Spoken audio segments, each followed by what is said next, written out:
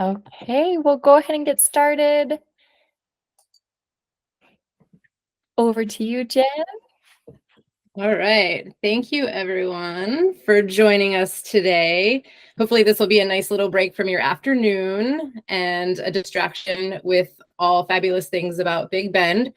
So we're going to do some introductions. We're going to talk a little about Big Bend National Park and the surrounding area, jump into the itinerary a little bit, and then there will be an opportunity for a couple of prizes. So make sure you're paying good attention, maybe even taking some notes. And then at the end, we will do a Q&A session. So you have an opportunity to ask any questions, save them up.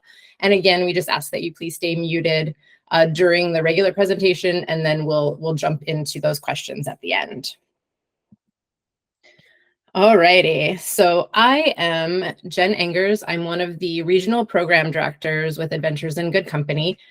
I started with the company back in 2020, and actually my very first trip as a guide was to Big Bend. And my little profile picture that you see there is from the top of the Lost Mine Trail, and I love it so much that I have kept it all this time. But I have since moved into an office role with the company. But I've been to Big Bend 2 times now as a guide, both times with the lovely Anne Flukiger, who is joining me today. All right. And hi, I'm Anne Flukiger, and yes, I'm a longtime AGC guide for 25 years or so. And I was really fortunate to get on the ground floor with this Big Bend trip when we started putting it together, I guess in 2019. And that was really great. And I've been able to go back, I think about 5 or 6 times now with AGC trips and like a custom AGC trip. And yes, it's where I met Jen. And I'm really glad she's still with us. So yeah, it's a place that I love to go and look forward to showing you more about it. So if you've possibly looked at a map of the United States, Texas, down on the border with Mexico, Texas is a really big state, and Big Bend is at a part of Texas that is far away from other parts of the country. So one of the things that I think is quite appealing is that it's a pretty remote area and not a whole lot of people live there, which means it's not super crowded, and it's really interesting. It's vast. It's unless you live in a similar part of the country, it's probably different than other places where you live. And it's also really interesting that it's a border region. I mean, the Rio Grande forms the border with the United States and Mexico, Texas there, and then Chihuahua on the other side. And the Rio Grande River, which we paddle on and also see at different times of the trip, and wade in, is a wild and scenic river, which I think is a pretty cool thing. So that's a little bit about where it is. And yep, it's remote and it's vast. That's going to be a theme of our presentation, I think. Natural history of Big Bend. So essentially, it used to be a deep ocean trough that extended from present-day Arkansas and Oklahoma into West Texas.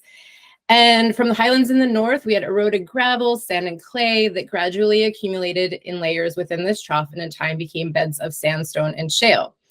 That is just one piece of this glorious space. It is actually, we're going to see the Chihuahuan Desert, the Chisos Mountains, the limestone canyons of the Santa Elena Canyon, the Rio Grande. That's going to give you sea fossils, remnants of dinosaurs and volcanoes, 450, I believe, species of birds, 600 different species of cactus, 1,200 species of plants. Please don't ask us to identify all of them because we absolutely cannot.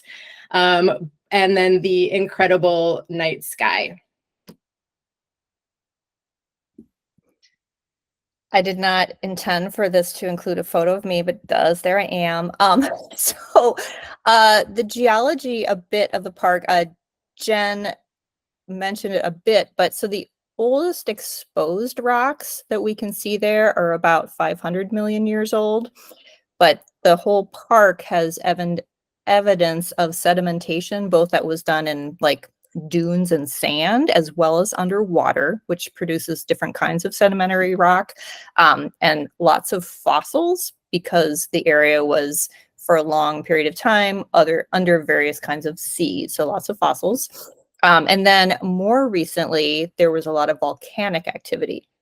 So you also see things that are like volcanic teff, which is an interesting kind of rock. So there's a lot of different things, and it's because it's a large area and we do drive and hike around different areas, we will get to see evidence and examples of lots of different kinds of geology. And also, we don't have a lot of time to visit there, but a thing that we added to the itinerary recently, it's a brand new fossil discovery exhibit.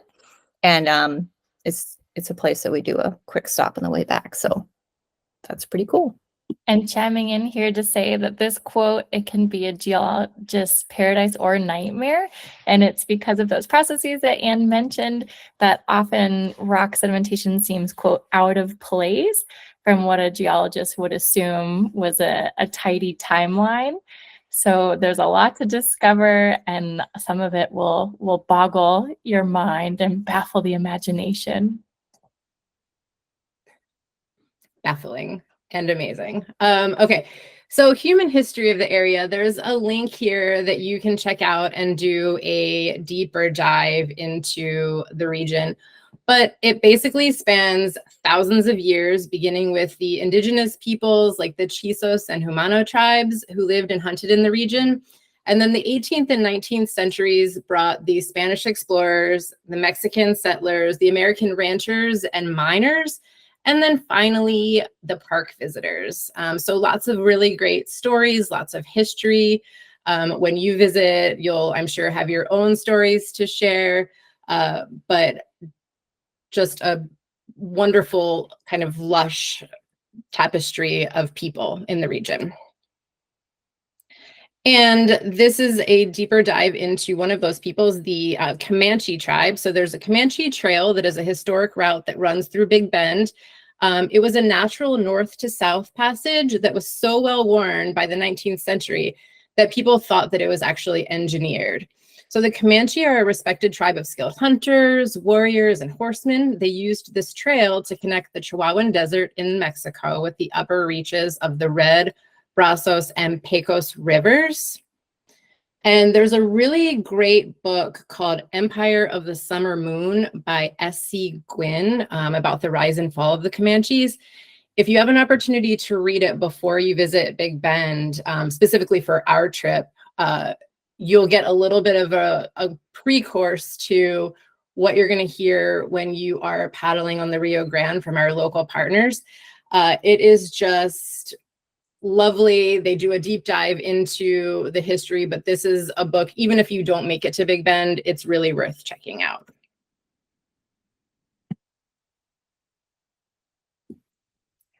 Yeah, and just thinking, Jen, while you were talking, just how, whether it's like one of the ranger stations that we stop at, or some of the hikes and drives we do, just that we see remnants of the human history. Not so much, well, we do actually get to see some evidence of Native American history, but just even folks who've been like settling, and it's a cool aspect of it. So wildlife, some of the things you might see, and then Jen was helping me remember actually some of the things we have seen, which include bear cubs near our lodging within the park. And we've seen javelina, tarantulas, which are not venomous, and they're large and hairy, and so they're a little bit freaky, but they're not venomous, so it's like, you know, great to see them. We've also seen roadrunners, and we've heard coyotes. I don't think I've ever seen coyotes there. You know, they're like nocturnal, but it's not uncommon to hear them, you know, yipping, and that's kind of a cool thing too.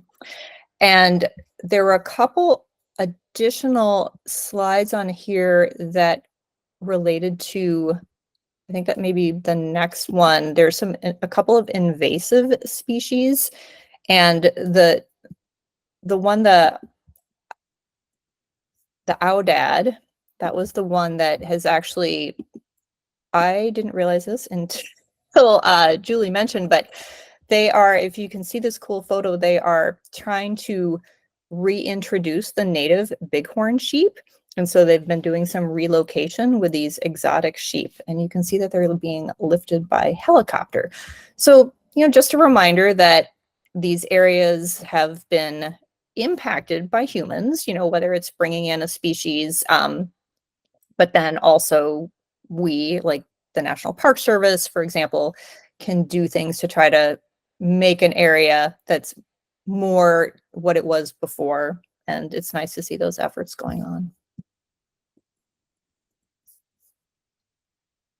I didn't see any of these. Me either. But you may put it on your list. And some other fun names for nutria, the beaver swamp or Argentine swamp beaver, Argentine beaver. And hopefully you don't see that many because the park is working on eradicating them, relocating them. Great. That is true. Both times I was there, there were bears and bear cubs near the Chisos Mountain Lodge. So that's always super fun. And it was great for me. I was very excited to see a javelina, and I was determined the first time I went there. And finally, I saw one. But a lot of really fun wildlife to take in. And in addition to wildlife, some really amazing flora. So it really doesn't matter what time of year you go, there's something in bloom. There are subtle colors, there are magnificent colors. Any direction that you look in, you're going to get a different view. If you look broad, you're going to see these just majestic vistas. If you dial into something super tiny, there's just details in every moment. So I really do ask, when you're there, just really take it all in. In February and March, you're going to get to see some of those bluebonnets. In November, in the Chisos Mountains, you'll get to see some of those colors changing in the fall. We choose our Big Bend dates not because of what's blooming, but because of the weather. From April to October, it is very, very, very hot. And you'll see temperatures 90s, 100s, up to 105, 106 degrees. So we choose February and November so that we're getting some cooler temps. It's still lovely. You get to take everything in, and you get to hike without feeling like you're in sweltering heat. So just absolutely lovely.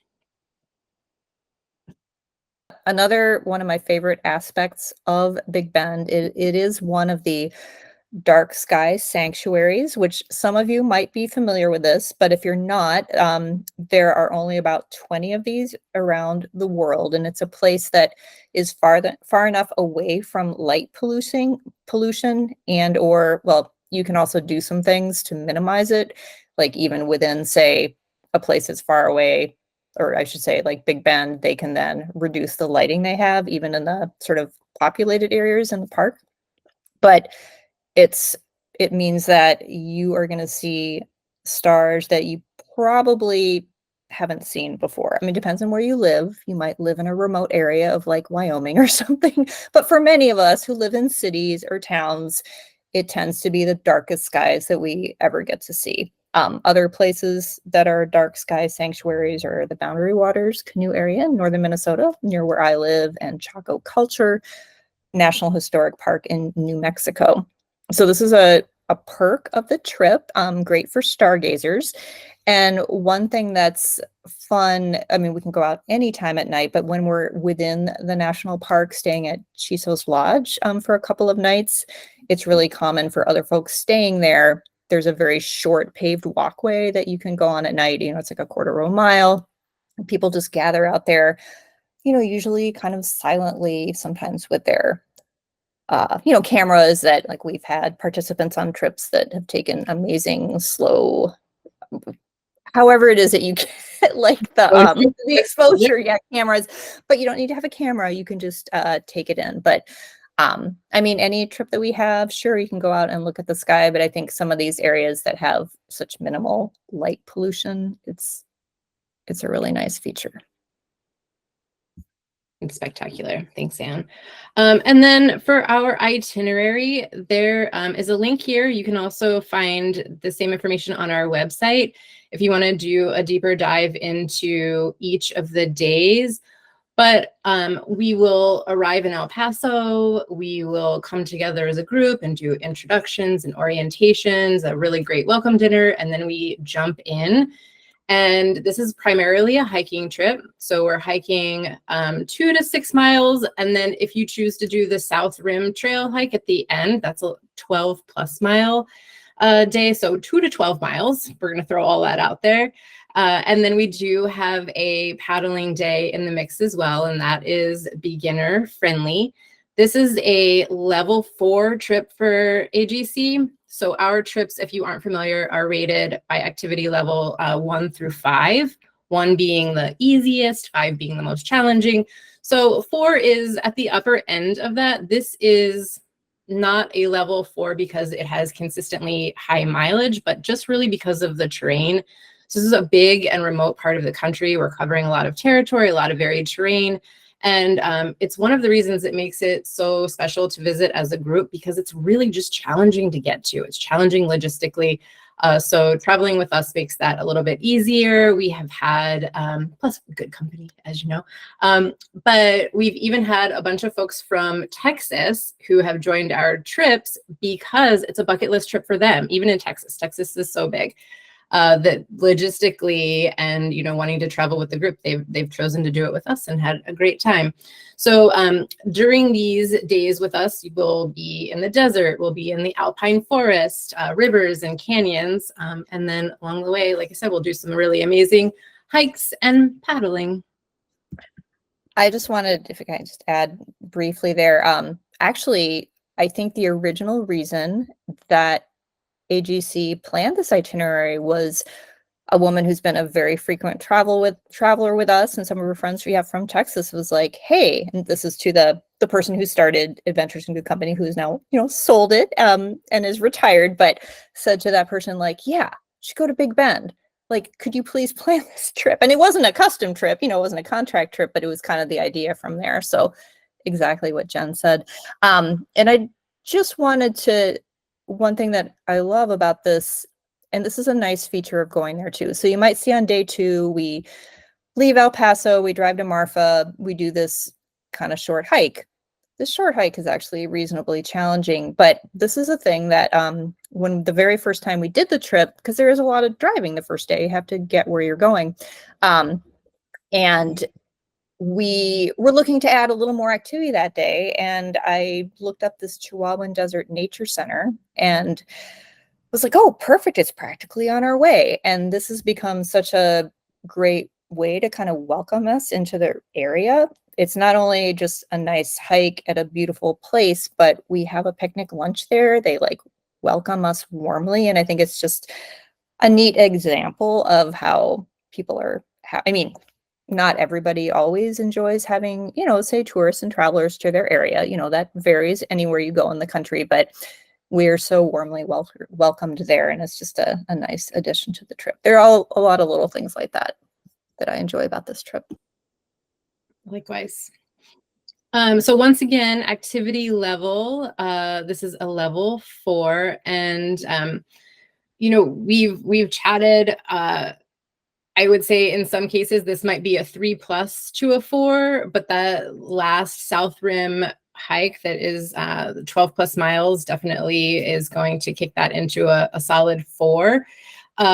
So Big Bend Exploring and Hiking, this trip is designed for women who enjoy hiking in the mountains and desert surrounded by breathtaking scenery. 100% breathtaking scenery is what you're going to get on this trip. And again, it's 2 to 12 miles. We do recommend trekking poles for this trip. And again, primarily hiking trip with a day of paddle in the mix as well. And if you're curious about our activity levels, you can find those on our website as well. I will just throw out, for example, I know that Jen has mentioned this in terms of the mileage isn't always high, but sometimes it's a fair amount of elevation gain and loss. And sometimes the footing is quite challenging. I mean, not every hike, all the hikes are different. I mean, none of them are just like simple, easy hikes, but you know, sometimes like big rocks to navigate, that kind of thing, which adds to the challenge level and also means like, well, that's why a 2-mile hike can take 2 hours because there's a lot to see and the footing isn't the kind of thing that you just like trot over. So. And it makes it more rewarding. So this is Becky Rupp, who has been working with some of our participants now for a few years. She has Trailblazer Wellness, and she is doing adventure ready training. So she's great. She's offering free 30-minute consultations to our AGC family. And she can help you with general fitness and preparedness, but also very trip specific. For example, if you are someone who lives in Florida and you are out and you're working on your cardio and you're getting all the mileage in and you're feeling good, but you're just not accustomed to rocky, uneven terrain, Becky can work with you and develop something that you can apply in your own area that you can work on so that you are better prepared for the trip. And so again, kind of going back to those activity levels that we have assigned to our trips, they will call out generally what the trip looks like in the way of your fitness levels, what the expectation is, how many miles we're hiking, what the elevation is like, and then how you can best prepare for those. And Becky's just an additional wonderful addition. She's lovely. She's very friendly. She's wonderful. I suggest and you connect with her just to say hello. Ta-da, beautiful photos. And I didn't make it to any of these. I may have taken a couple of these photos, but just a sampling of things to come when you are in Big Bend and you get your own photos to display on your screen. Yeah, so we will be paddling on the Rio Grande, and there are a couple of places. We work with a local outfitter there, and not only are they fabulous paddlers and teachers, they also have very in-depth knowledge of the natural and human history of the area. So that day we'll be learning things along the way from your AGC guides, as well as some really great exhibits there's some really, really excellent exhibits at some places where we stop.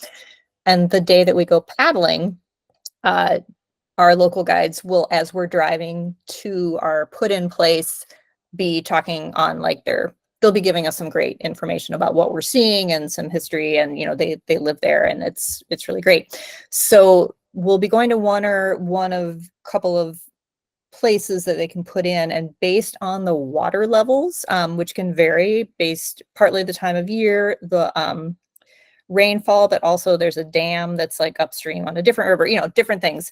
They will let us know where we're going to go and also what watercraft we're using. So sometimes we use kayaks. You can see a kayak there. And sometimes they have double or singles. And sometimes we're all in canoes. And if you've never been in either type of watercraft, that is totally fine. It is beginner friendly. Also, your AGC guides will check in with everyone about their prior comfort level, and then they check in with our local partners ahead of time. So we will know kind of people's experience, comfort level. We won't put you in any situation that like feels uncomfortable to you. I can't say it wouldn't possibly feel a little uncomfortable if it's new, but it would be totally safe. And yeah, you won't need to do anything that feels like scary. It's very low key, but it's also really flexible for people's like comfort levels. It's beautiful. It is beautiful. And then we get to go to this little hot springs, which is, there I am in the hot springs, which is right along the Rio Grande, and that's pretty cool. And I think I said, can I talk about the fabulous accommodations as well? So first night we'll be staying in El Paso. And then the next night we make our way kind of a little more than halfway to the actual park. And we will be in Marfa, which is a very small town, a very remote small town in Texas, which some people might have heard of because it has become quite a mecca for contemporary art. Now, this trip does not focus on that aspect. We don't actually really spend time in Marfa, but there's a really cool hotel there that's historic, and it's just a neat little spot. So it's a perfect place to spend our first night, you know, after we've visited the nature center, done a short hike, and staying at the Hotel Paisano is very cool. And then we spend 3 nights in these awesome casitas, 2-person per casita, unless you got a single supplement. And if anyone saw a recent, it was like a newsletter or a post from AGC about reading, just what some people in the office are currently reading. I recognized a photo of a couple of people on a trip that I guided in Big Bend. I don't know if Jen was the guide on that one, but and they're sitting on the front porch of their casita reading books. And I was like, hey, I know exactly where they're reading. Casitas are great. And that gives us access to some of the different trails we're doing. And then we move into the park, and we do go to the park on days we're staying at the casitas. There's just different trailheads. Like we said, it's a very large area. So that gives us access to different things. And then we spend 2 nights at the Chisos Mountain Lodge, which is in the Sky Island of the Chisos Mountains. So it's higher elevation. It's kind of in a central area of the park. And again, gives us just a different experience and also access to different trails in the park. And that's pretty cool too. And then we go home. And Anne, I don't think we mentioned what the term Sky Island Oh, means. yeah. So So do you wanna talk about that? a sky island is a mountain range that's just in a small one enclosed kind of within itself. I mean, like the Rocky Mountains, for example, is a long mountain range. And if you just have kind of a small bunch of peaks that are self-enclosed, that's referred to as a sky island. And I believe that the Chisos Mountains are the only mountain range or sky island in this case that is entirely encompassed within a state park. I'm sorry, a national park. Yeah. So now you're welcome to jump off if you don't have any questions. But if you want to learn more about Big Bend or just ask Anne and Jen what their favorite parts of this trip are, you're welcome to stay on and you can take yourself off mute and put on your video. And thanks again, everyone, for coming. Thank you, everyone.